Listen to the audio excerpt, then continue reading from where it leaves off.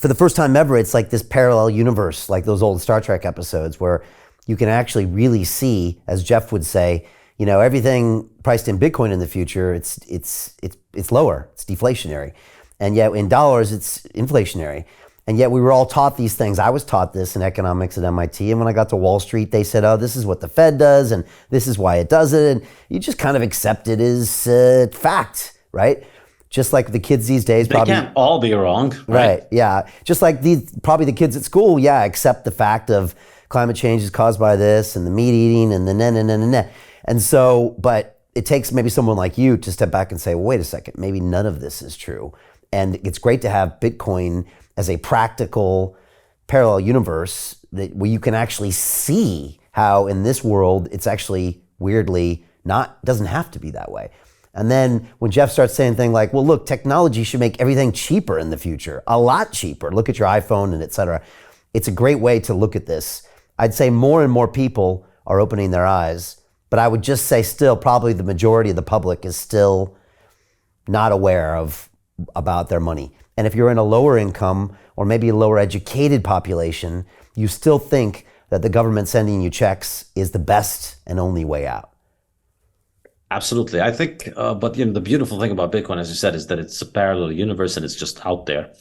And it makes it, for me, the good thing about it is that we no longer need to convince people. So I used to believe those things before I got into Bitcoin. And, 2014, 2015, I was a gold bug. I thought gold was the answer. And I was going around trying to tell people that, the Fed is doing something bad and inflation is bad. You don't need inflation. We don't need to print more money to get richer. If you print more tickets to a football stadium, you can't increase the capacity of the football stadium. You have to actually build it. And all of these things before Bitcoin, they fell on deaf ears because, all right, so what is the actionable conclusion of this? If I try to tell this to somebody and I convince them, well, the answer is, all right, well, vote for somebody who's going to reinstate the gold standard. And that's just a completely dead end. It's impossible, well, perhaps not impossible, but it's very difficult to imagine the democratic process which gives the winner, the money printer, being won by somebody who's going to not use the money printer. I mean, it's really like imagining the 100-meter race being won by somebody who's got their legs tied up, because the way you win elections is you make promises about what you're going to do with the money printer. This is political and economic debates in the 20th century are all about how I'm going to print money and give it to the right causes, whereas you are going to print money and give it to the bad causes. I'm gonna destroy the currency to give it to give everybody healthcare and pink unicorns, whereas you are going to do irresponsible things. And at the end of the day, of course, as we saw with the whole debt ceiling kerfuffle over the last couple of weeks in the U.S., at the end of the day, they reach a historic compromise where they agree that, all right, well, you get to print for your thing, I get to print for my thing, and we both bravely destroy the currency together. And of course, in the context of the U.S., the Republicans want to print to invade other countries and enrich the military-industrial complex.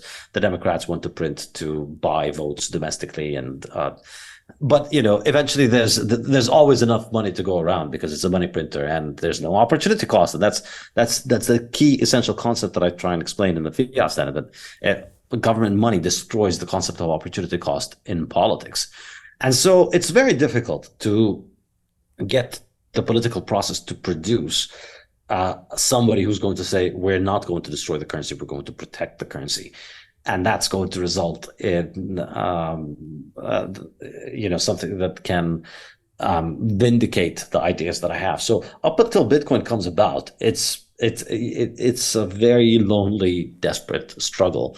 And then Bitcoin comes about, and you no longer need to convince people. And as a lot of Bitcoiners on Twitter like to say, have fun staying poor. If you don't want Bitcoin, if you don't agree with Bitcoin, if you don't like Bitcoin, continue to use your local government's scam money, continue to hold government bonds, continue to get wiped out, put your money in banks that go under, put your money in fractional reserve Ponzi schemes. And enjoy poverty. That's really the only working alternative to Bitcoin, as I like to call it, is poverty. The only working alternative to Bitcoin is that you're going to have your money destroyed by a government that can print it. And we no longer need to convince people of this anymore, because now Bitcoin does the talking for us. Bitcoin today, of course, for the Bitcoin haters, Bitcoin's always crashing because it's always not, or for the vast majority of its life, it's not close to its all-time high.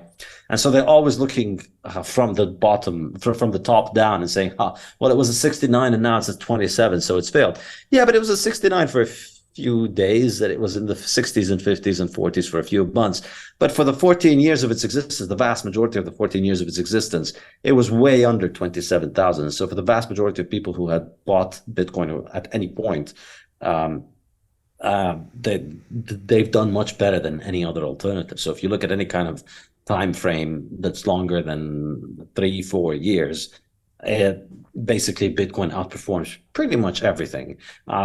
Some exceptions and some points, like at the later part of last year when it was down over 4 years or so. But for the vast majority of its life, over a 5-year period, it's outperformed pretty much everything. And so even when people are gloating about how Bitcoin's down, the bubble has burst, the dream is over, and they're laughing at Bitcoiners, all you got to do is just show me what you've done with your portfolio, with your bonds, with your stocks over the last 5 years, and how has it outperformed Bitcoin?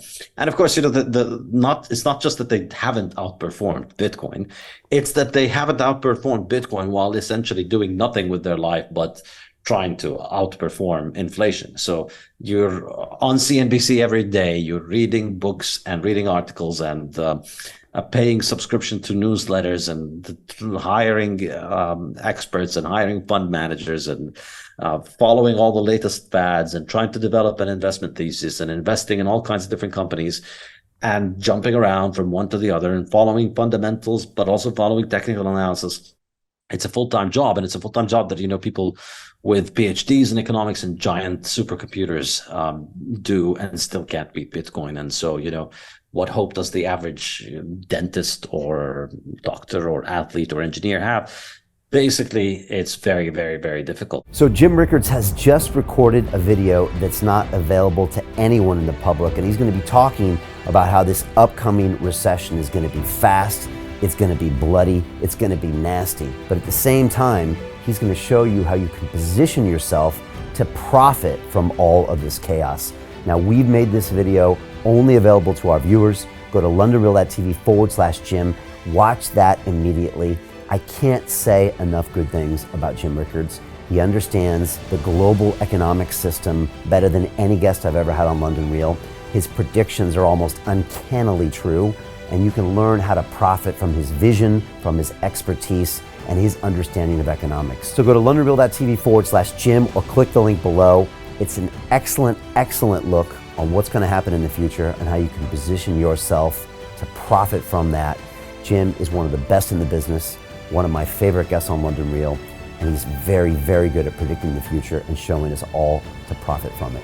So click the link, and I hope you enjoy. Hey, do you want to profit from crypto? Then join my DeFi Academy. The Crypto DeFi Academy will help you create generational wealth. But don't take my word for it. Listen to my students. When I first got into crypto, I remember thinking to myself, I need to learn more.